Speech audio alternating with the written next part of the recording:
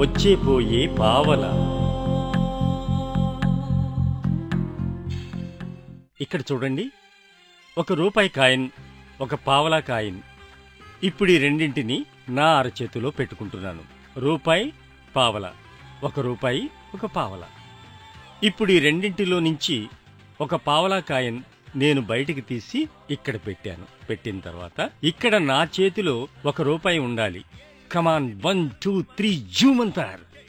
రూపాయితో పాటు పావలా కూడా ఇంకొకటి ప్రత్యక్షం. ఇప్పుడు ఈ రెండింటిలో నుంచి నేను ఒక రూపాయిని తీసుకుంటున్నాను. ఇంకా నా దగ్గర ఒక పావలా ఉండాలి. మళ్ళీ చూడండి, 1 2 3 జూమంటారు.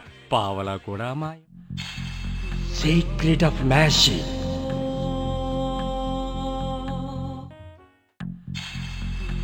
పావలా ఎలా వచ్చింది, ఎలా పోయింది?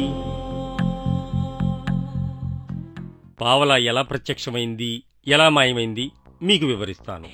ఈ ట్రిక్ ప్రదర్శించడానికి మీరు ఒక రూపాయి బిళ్ళ, 2 పావలా బిళ్ళలు కావాలి. ముందుగా ఒక రూపాయి బిళ్లకు ఒక పావలా బిళ్లను ఇలాగ జిగురుతో అతికించండి. అదనంగా ఇంకో పావలా బిళ్లను తీసుకోండి. ప్రేక్షకులకు ఇది ఒక రూపాయి అన్నట్టుగా చూపించండి.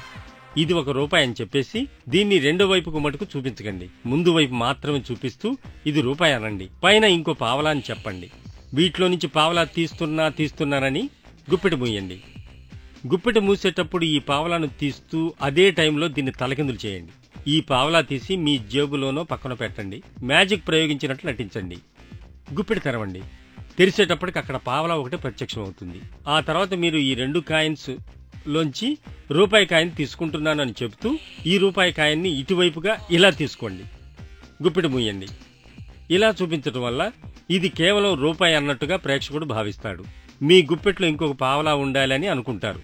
దీనిని పక్కన పెట్టేయండి. మళ్ళీ మీరు మ్యాజిక్ ప్రయోగించండి. గుప్పెట తెరవండి. పావలా మాయమైంది.